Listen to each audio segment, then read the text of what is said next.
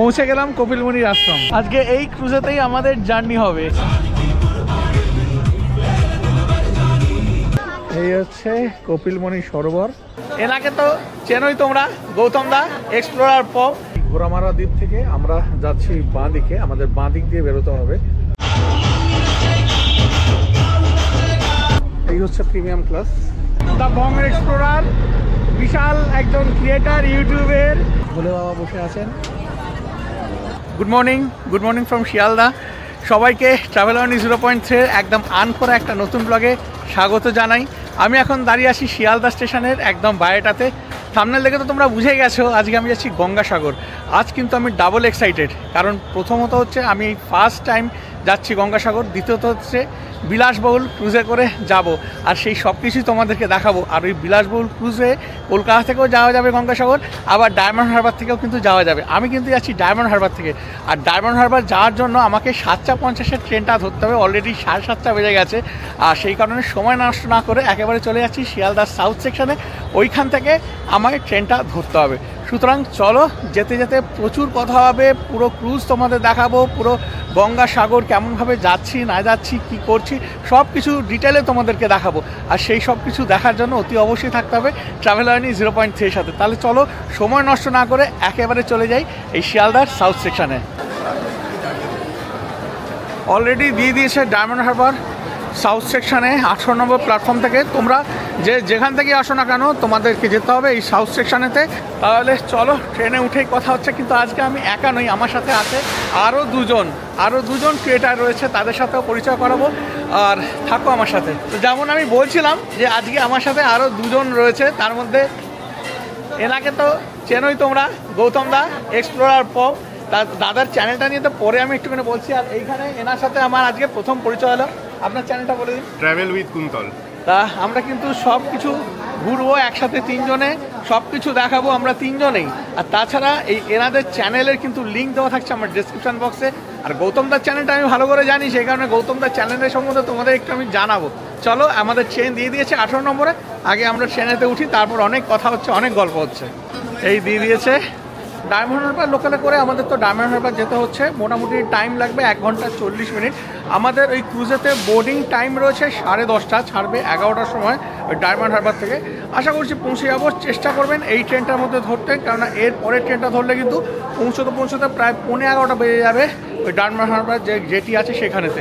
সেই কারণে ওই হয় 7:25 নয়তো 7:50 ধরার চেষ্টা করবেন এই শিয়ালদা থেকে ডায়মন্ড হারবার লোকাল। তাহলে একদম টাইমে পৌঁছে যাবেন ডায়মন্ড হারবার। আর সেখান থেকে একেবারে সামনেই রয়েছে যেটি, সেই সবই দেখাবো।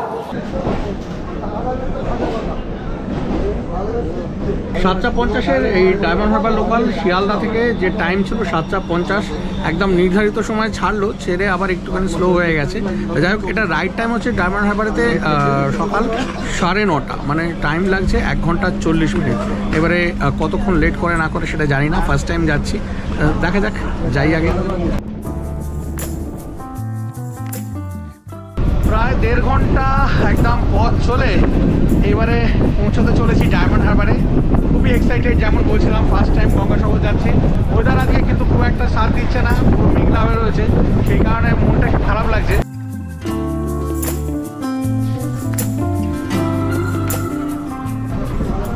এই আমরা এখন ঢুকছি ডায়মন্ড হারবারেতে।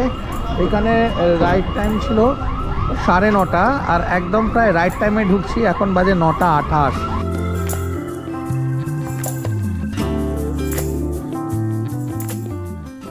আলটিমেটলি এসে পৌঁছে গেছি একদম ডায়মন্ড হারবারেতে। টাইম ছিল 9:30, আর এখানে ঢুকেছি 9:29-তে। এবারে এখান থেকে বাইরে বেরোবো, বাইরে বেরিয়ে সেখান থেকে আমরা এই টোটো নেবো, টোটোতে নিয়ে মানে টোটোতে করে চলে যাব একেবারে এই ঘাট পর্যন্ত। আর ঘাটে গিয়ে বাবা পুরো অন্ধকার, এখন একটুখানি কিছু এই পেট পুজো সেরে নিই, তারপরে এখান থেকে হয় হেঁটে যাব, নয়তো এই একটা টোটোতে করে চলে যাব একেবারে একদম ওই ফেরিঘাট পর্যন্ত। ওইখান থেকে আমরা বোর্ডিং করবো 10:30টায়।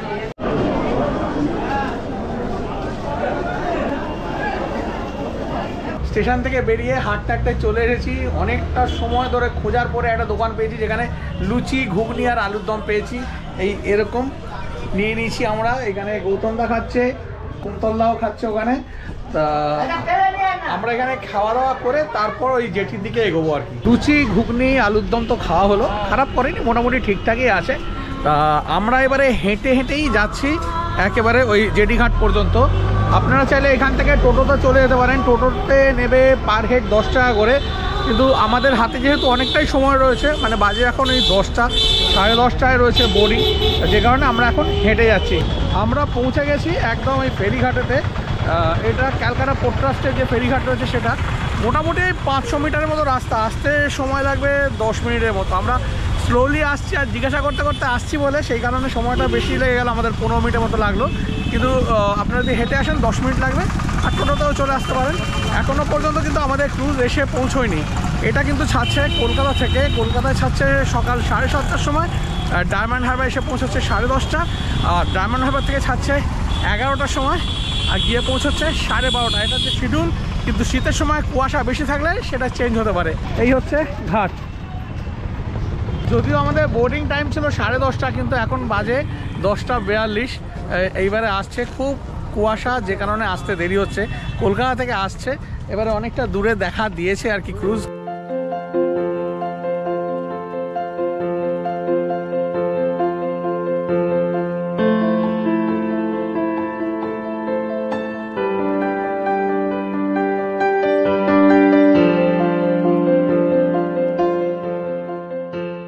এইবারে আমরা এন্ট্রি করছি। আজকে কিন্তু আমরা লাকি, কারণ আজকে বিএসএফ একটা প্রোগ্রাম হচ্ছে, যে কারণে ঘাটটাকে খুব সুন্দর করে সাজানো দেখাচ্ছি।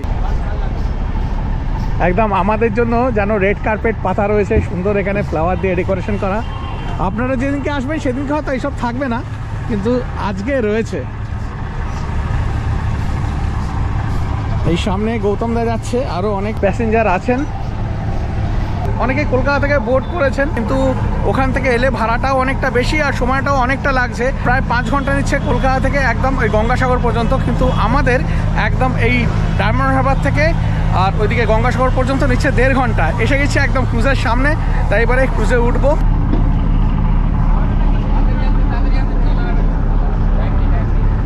তাড়াতাড়ি করে ডাকছে, এখানে বোর্ডিং হচ্ছে।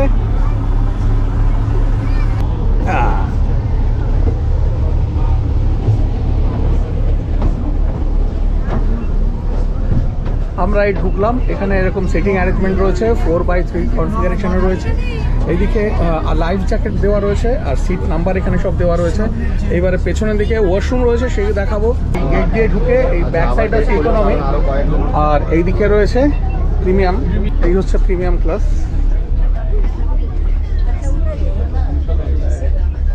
এই লাগেজ রাখার সব ব্যবস্থা রয়েছে, এখানে লাগেজ টাগেজ রাখা যাবে। এখানে ডাস্টবিন রয়েছে। এই ফ্রন্টে থেকে কিছুটা দেখা যাবে, এমনি ডিফারেন্স কিছু নেই। এই যেমন 4x3 কনফিগারেশনে রয়েছে ইকোনমিতে, এখানেও কিন্তু তাই রয়েছে। এখানে রাখা রয়েছে লাইফ জ্যাকেট। আর এবার যাচ্ছি আমি আমাদের যে সিট রয়েছে সেখানে। এখানে কিন্তু অনেকগুলো ক্লাস রয়েছে super economy, economy, premium, open day, সব কিছুই রয়েছে। সব কিছুই দেখাবো। আর তার আগে দেখিয়ে দিই এই একটা ইম্পর্টেন্ট পার্ট, যেটা সেটা হচ্ছে ওয়াশরুম। একদম ব্যাক সাইডে ওয়াশরুমটা রয়েছে। তারপরে একে একে তো ক্রুজে ঘুরতে থাকবো আর সমস্ত ইনফরমেশন আমি দিতে থাকবো। এই সিটিং অ্যারেঞ্জমেন্ট, আর একদম এই ব্যাক সাইডে রয়েছে দুটো ওয়াশরুম, এইদিকে একটা আর এইদিকে একটা। এই হচ্ছে ওয়াশরুম। এই কমোড ফ্যাসেট রয়েছে এদিকে ওয়াশ বেসিন, এই রয়েছে একদম উডেন ফিনিশ, বেশ ভালো। এদিকে একটা বাকেট মাগও দেওয়া রয়েছে। এইখানে কিন্তু এই মিনারেল ওয়াটারের ব্যবস্থা রয়েছে, গ্লাস দেওয়া রয়েছে, পেপার ন্যাপকিন দেওয়া রয়েছে ফর সিকিউরিটি রিজন। এখানে রয়েছে সিসিটিভি রয়েছে, এখানে ডিজে লাইট টাইট রয়েছে এই পার্সোনাল প্রোগ্রামের জন্য। এখানে এই মিউজিক সিস্টেমের ব্যবস্থা রয়েছে। আচ্ছা, আর মোবাইল চার্জের জন্য কিন্তু এখানে অনেক সকেট রয়েছে, মোবাইল চার্জিংয়েরও কোনো অসুবিধা হবে না। এই দিকেও কিন্তু চার্জিংয়ের অনেক ব্যবস্থা রয়েছে, এখানে রয়েছে অনেক চার্জিং সকেট। এবারে আপার ডেকেতে যাচ্ছি এখান থেকে। খুব খারাপ কিন্তু এটা। এখানে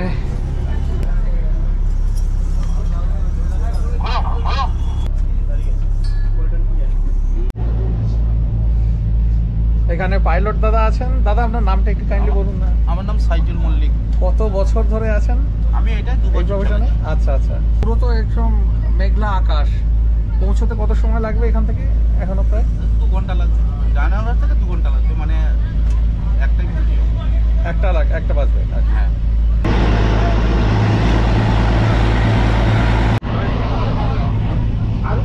এইটা হচ্ছে হুইল হাউস,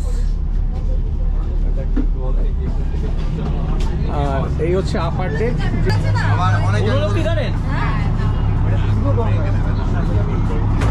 এখানে এসে আবার দেখা সৈকতের সাথে। সৈকত কেমন আছো? এই তো হ্যাঁ, বং এক্সপ্লোরার বিশাল একজন ক্রিয়েটার, ইউটিউবের খুব ভালো ভিডিও বানায়, একদম বাচ্চা ছেলে, দারুণ। আর খুব ভালো লাগলো এখানে এসে যে অনেকের সাথেই দেখা হয়ে গেল। প্রচুর আওয়াজ হয়ে যাচ্ছে, জানি না শোনা যাচ্ছে কিনা, কিন্তু দারুণ একটা ব্যাপার হতে চলেছে আজকে।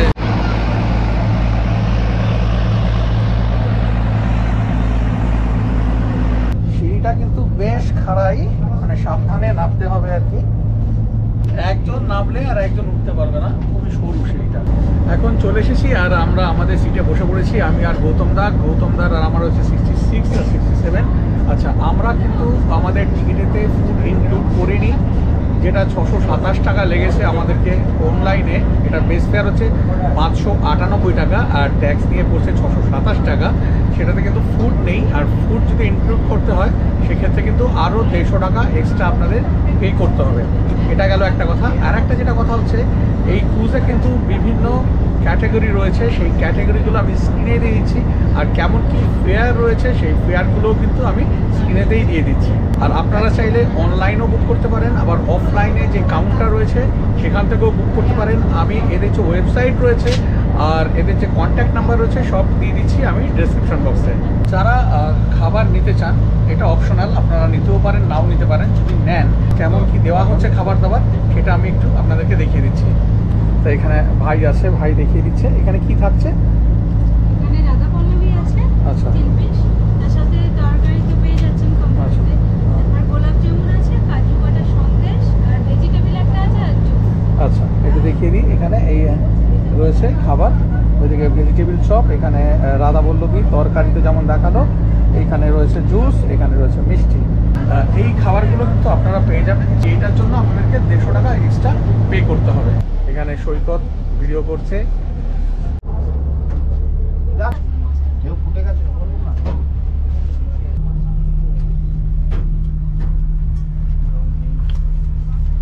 এখন যে দ্বীপটা দেখা যাচ্ছে, এই দ্বীপটার নাম হচ্ছে কিন্তু ঘোড়ামারা দ্বীপ।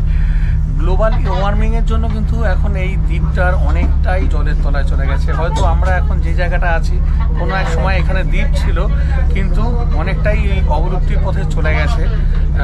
খুবই খারাপ এই ব্যাপারটা। যাই হোক, কিছু করার নেই। এখানে এখন জল এতটাই কম যে আমাদের আস্তে আস্তে এই ক্রুজকে এগোতে হচ্ছে, দেখে দেখে পথ নির্বাচন করে তারপরে এগোতে হচ্ছে। জার্নি কিন্তু আমাদের দারুণ হচ্ছে।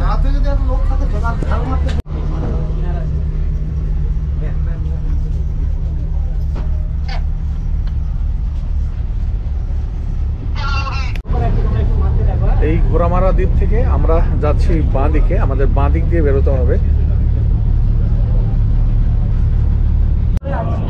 এই দিকটা পুরো একেবারে ভেঙে নেমে গেছে, অনেক বসতি রয়েছে এখানে দেখা যাচ্ছে, হয়তো আরো ছিল এই ধারে, কিন্তু দিনে দিনে এই বসতি কমে যাচ্ছে, কারণ এই দ্বীপটা প্রায় অবলুপ্তির পথে এগিয়ে যাচ্ছে। এইদিকেও পুরো কিন্তু আমরা চড়া পেরিয়ে আসছি, একদম ধার দিয়ে আমাদের এগোতে হচ্ছে, একদম দ্বীপের ধার দিয়ে আমরা এখন এগোচ্ছি, কারণ এই দিকটা পুরো চড়া পড়ে গেছে। এই দিক থেকে গেলে একদম আমাদের ক্রুজ আটকে যাবে। আমরা উঠেছি ডায়মন্ড হারবার থেকে, যেমন দেখালাম। যারা কলকাতা থেকে উঠতে চান তারা কিন্তু আউটরাম ঘাট থেকে চলে আসতে পারবেন। এই এমন কি ফেয়ার রয়েছে আমি তো অলরেডি দিয়ে দিয়েছি স্ক্রিনেতে। আর টাইম লাগছে কলকাতা থেকে 5 ঘন্টার মতো একেবারে গঙ্গাসাগর পর্যন্ত, আর ডায়মন্ড হারবার থেকে টাইম লাগছে 1.5 ঘন্টার মতো লাগছে। এবারে এই ওয়েদার এখন খুব খারাপ, মানে খুব ফগি ওয়েদার রয়েছে, যে কারণে একটু সময় বেশি লাগছে। আমাদের যেমন এখানে টাইম ছিল 12:30 পৌঁছানো গঙ্গাসাগরে, কিন্তু অলরেডি হয়ে গেছে 12:40। শুনছি 1টার আগে গিয়ে পৌঁছবে না, এখন একটা হবে। আরও যত দিন যাবে, মানে এই জানুয়ারি মাসে আরও একটু হয়তো বেশি লেট হতে পারে।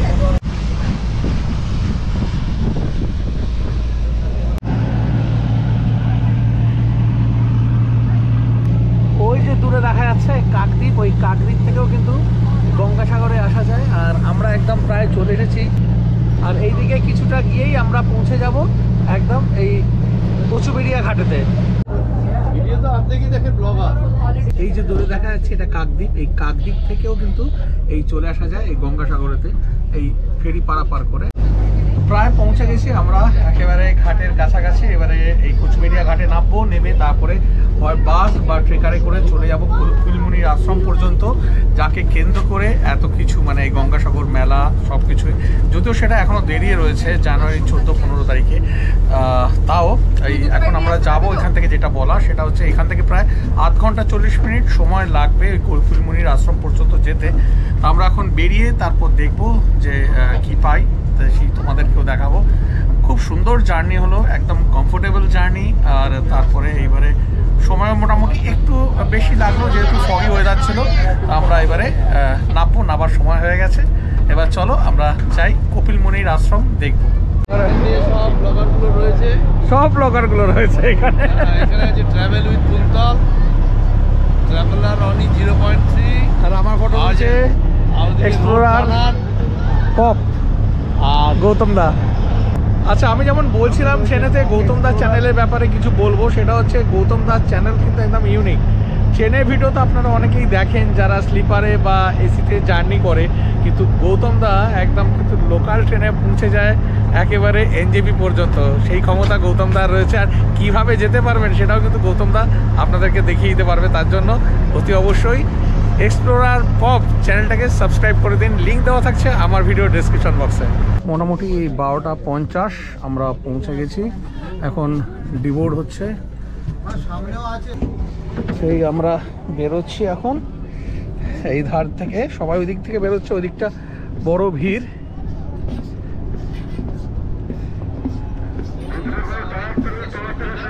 এই আমরা এখন এসে পৌঁছে গেলাম কচুবেড়িয়া ঘাটেতে। এইবারে এইখান থেকে আমরা দেখি কি পাওয়া যায়, ট্রেকার পাওয়া যায় কি বাস পাওয়া যায়। যেটাতে তাড়াতাড়ি হবে সেটাতেই যাব।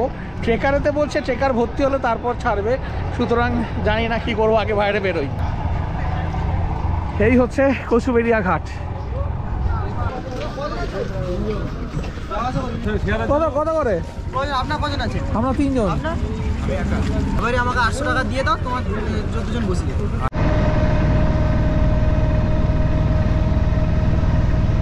যাই হোক, আমরা একটা গাড়িতে উঠে পড়েছি। তা এই গাড়িতে এখানে মোটামুটি কোনো রকম ফিক্সড রেট নেই। ওই যে ছোটো হাতি যেগুলো হয় সেগুলোতে উঠেছি। কেউ বলছে 60 টাকা, কেউ বলছে 70 টাকা, কেউ বলছে 100 টাকা, আর শেয়ারিংয়েতে এরকম পড়ছে। তা আমরা উঠে পড়েছি এখানেতে। এখন টাইম লাগবে এখান থেকে 40-45 মিনিট। যাই, তারপর দেখা হচ্ছে একেবারে আশ্রমের কাছে গিয়ে। আলটিমেটলি এসে পৌঁছে গেছি একদম এই গঙ্গাসাগরে। যে কপিলমুনির আশ্রমকে ঘিরে এখানে মেলা বসে, সেইখানে এখনও দেরি রয়েছে মেলার। তাও এখানে অনেক তীর্থযাত্রীর এখন আগমন ঘটছে এবং এটা চলবে অনেক দিন পর্যন্ত চলবে। কিন্তু এই হচ্ছে কপিলমুনির আশ্রম, এই হচ্ছে কপিলমুনির আশ্রম। আর এই আশ্রমকে ঘিরেই এখানে মেলা চলবে, মানে গঙ্গাসাগরের মেলা আর কয়েকদিন পরেই। এই হচ্ছে মন্দির চত্বর, আর এটা হচ্ছে আসল মন্দির। এবারে আমরা ভেতরে ঢুকবো।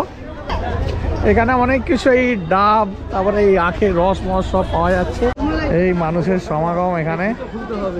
যদিও ফটোগ্রাফি অ্যালাউড নয়, তবুও চেষ্টা করছি যদি দেখানো যায় ভেতরটা তোমাদেরকে দেখিয়ে দিচ্ছি। এই হচ্ছে কপিলমুনির আশ্রম।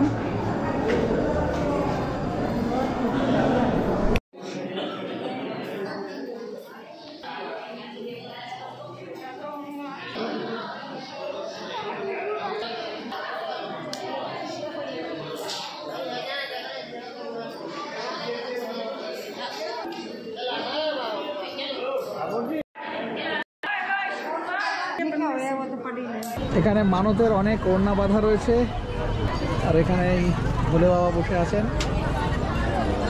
আশ্রম তো দেখা হলো, এবারে একটা সরোবর রয়েছে, এই হোলি কপিলমুনি সরোবর, মানে পবিত্র কপিলমুনি সরোবর, সেটা দেখিয়ে দিচ্ছি। এইখানে মন্দির আর এইখানে হচ্ছে এই সরোবর। এই হচ্ছে কপিলমুনি সরোবর।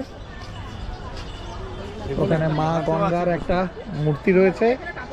কথায় আছে সব তীর্থ বারবার, গঙ্গাসাগর একবার। কিন্তু এখন এই গঙ্গাসাগর আসাটা অনেকটাই সুবিধা হয়ে গেছে, কেবলমাত্র এই যে নতুন ক্রুজ চালু হয়েছে এই ক্রুজের জন্য। আপনারা চাইলে কিন্তু এই বিলাসবহুল ক্রুজে করে একদম চলে আসতে পারেন এই গঙ্গাসাগরের এই কপিলমুনির আশ্রম দেখতে, বা এখানকার যে মেলা হবে আগামী 14-15 জানুয়ারি সেই সময়। আচ্ছা, এই মন্দিরের সাথেই রয়েছে ধর্মশালা, অখিল ভারতীয় শ্রী পঞ্চ রামানন্দীয় নির্মাণী আখাড়া হনুমানগড়ি অযোধ্যা কপিলমুনি মন্দির গঙ্গাসাগর শাখা। বিশাল একটা নাম। এইখানে ঢুকছি এবারে। এই হচ্ছে ধর্মশালা। জায়গাটা কিন্তু বেশ সুন্দর, অনেক গাছালি রয়েছে। আর এইদিকে রয়েছে অফিস ঘর, যদিও কেউ নেই।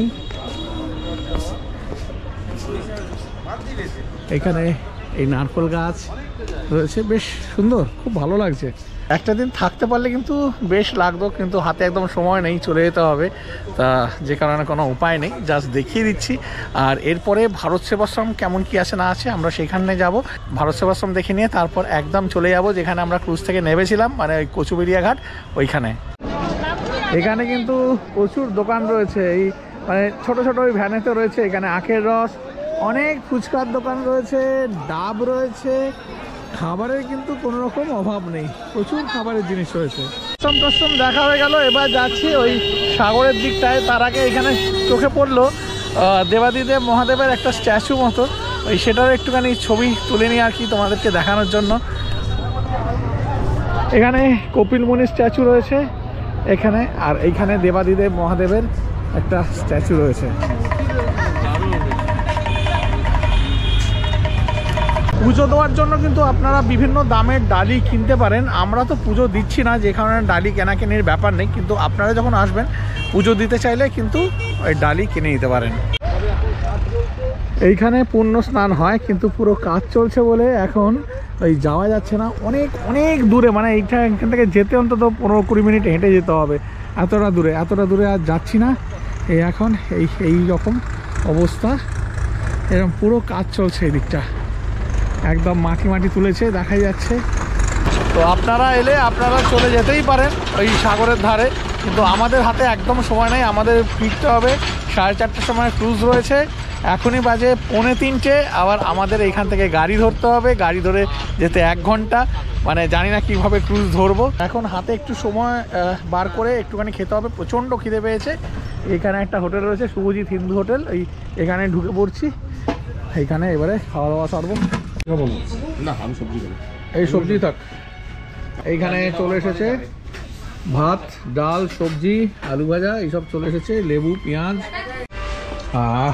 আবার হয়ে গেছে এখানে টমেটোর চাটনি আর পাঁপড়। পেটে খিদে প্রচুর, খাবারটা কিন্তু বেশ ভালো লাগলো, পেটটা ভরে গেল, একদম মনটাও ভরে গেল।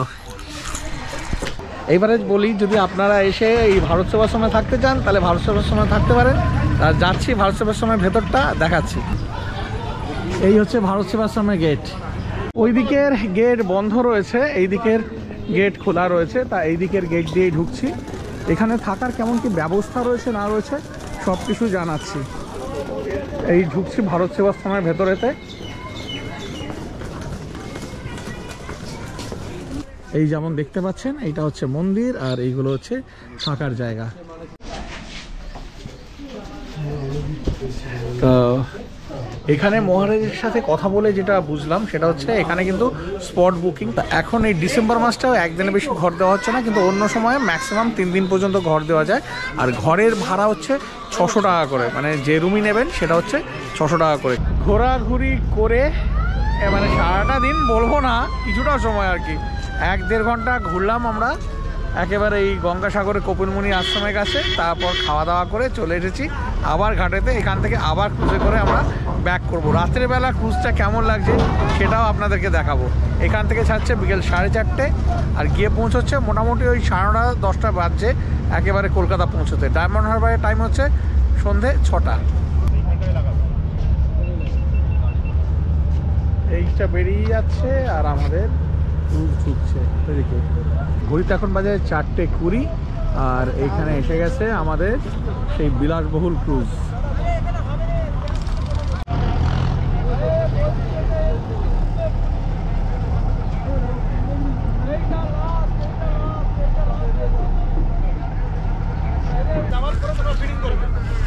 আমাদের ক্রুজ ছেড়ে দিয়েছে, একদম ঘড়িতে কাটা 4:30, কিন্তু এখন একদম অন্য রূপ। মানে আসার সময় যেমন ভিড় ছিল এখন কিন্তু পুরো খালি, প্রায় সব মিলিয়ে 20-25 জন রয়েছে।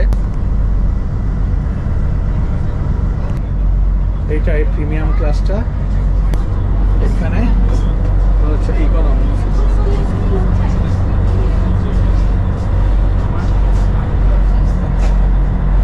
এইরকম এখন পুরো খালি খালি রয়েছে, একদম শেষ পর্যন্তই প্রায় খালি। আর রাত্রিবেলায় লাইট জ্বলেছে, ভালোই লাগছে। আমরা যাব ডায়মন্ড হারবার পর্যন্ত, ওইখান থেকে আমরা আবার ট্রেনে করে চলে যাব শিয়ালদা। আমরা যখন একদম ওই ডায়মন্ড হারবার থেকে ওইদিকে গঙ্গাসাগর পর্যন্ত গেছিলাম, কুচবিড়িয়া ঘাট পর্যন্ত, তখন খুব রাশ ছিল। আর এখানকার যে সুপারভাইজার ছিলেন উনিও খুব বিজি ছিলেন। তা এখন ওনাকে খালি পেয়ে গেছি, যেমন এখন ক্রুজ খালি রয়েছে তেমন উনিও এখন একটুখানি হালকা আছেন। তা ওনার কাছ থেকে কিছু জেনে নেবো এই ক্রুজের ব্যাপারে। ইনি হচ্ছেন এই সুপারভাইজার এই ক্রুজের। আর এই আপনার নামটা কাইন্ডলি বলুন। কামিনী খাতুন। আপনাদের এই যে ক্রুজের ব্যাপারে একটু কিছু বলুন, যে কেমন কি এখানকার রয়েছে, প্রাইস কি রয়েছে? প্রাইস, আমি তো ডায়মন্ড হারবারে থাকি, তো ডায়মন্ড হারবার থেকে প্রাইসটা আমি বলতে পারবো। ডায়মন্ড হারবার অ্যান্ড কলকাতারও প্রাইস বলতে পারবো। ডায়মন্ড হারবারে এখন প্রিমিয়ামে আছে ডিসেম্বর মাসে 2024, প্রিমিয়াম আছে 700 করে, আর ইকোনমি আছে 600 করে। আপনি অনলাইনে টিকিট কাটলে বেটার, আপনার চয়েস মতন সিট পাবেন, উইন্ডো সিট, যেটা খুশি চয়েস মতন পাবে। আর ডায়মন্ড হারবারে কাউন্টারও আছে, আমি কাউন্টারেও থাকি, ওখানেও অফলাইন স্পটে টিকিট পেয়ে যাবেন। ওটা একটু রিস্কি আছে, আর মানে আমরা যেই সিটটা দেবো আর খালি থাকলে ওটাই দিতে পারবো, তো অনলাইনে বেটার। আর কলকাতা থেকে এখন কোথা থেকে ছাড়ছে? কলকাতা থেকে আউটডোম ঘাট থেকে ছাড়ছে। মিলেনিয়াম পার্কের ওখান থেকে এখন আর ছাড়ছে না? না, ওখান থেকে এখন আর ছাড়ছে না, আউটডোম ঘাট থেকে ছাড়ছে। আচ্ছা, সেটা কি যাদের আপনাদের যে এই যারা প্যাসেঞ্জার আছে তাদেরকে কি ইনফর্ম করে দেওয়া হচ্ছে? হ্যাঁ হ্যাঁ, ওনাদের ইনফর্ম করে দেওয়া আছে, আর ওয়েবসাইটেও তো আছে কলকাতা। আচ্ছা, ভিআওয়ে ডায়মন্ড হারবার ভিআওয়ে গঙ্গাসাগর আসছে, তো ওখান থেকেও আপনারা আসতে পারবেন। আচ্ছা, আর খাবারের ব্যাপারে যদি বলি, ওই যে আপনারা যে প্যাকেটটা দিচ্ছেন ওটা কি যখন অনলাইনে কাটছে তখন কি পেয়ে যাবে? হ্যাঁ, ওখানে তো ফুড অপশন আছে, আপনারা চাইলে ওখানে অপশনটা ক্লিক করে নিতে পারবেন। আর স্পটে আসলে খুবই রিস্ক, মানে ওটা সেটা যদি থাকে তাহলে পাওয়া যাবে, না থাকলে পাওয়া যাবে না। অনেকজনই আসছে প্যাসেঞ্জার, খুবই ভালো রেসপন্স হচ্ছে, আর আপনাদের খুশি রাখা আমাদের দায়িত্ব, এটাই অনেক। একদম, প্যাসেঞ্জারদের খুশি রাখাই আপনাদের দায়িত্ব। অসংখ্য ধন্যবাদ। তো আপনারা খুশি থাকবেন আমাদের খুবই ভালো লাগে। একদম একদম, অসংখ্য ধন্যবাদ আপনাকে আমার চ্যানেলে আসার জন্য।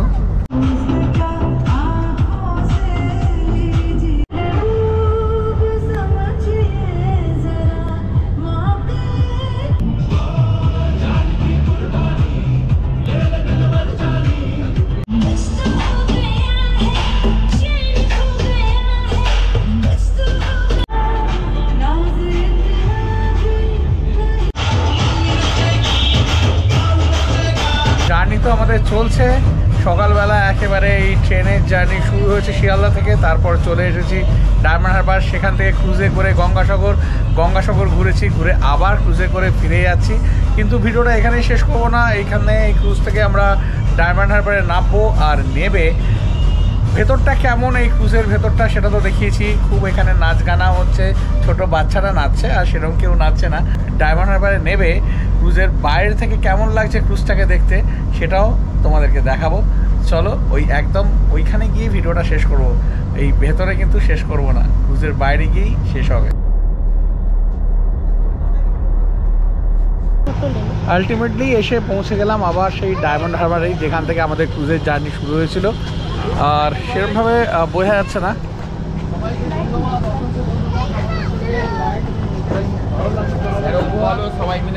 অসংখ্য ধন্যবাদ তোমাদের সবাইকে।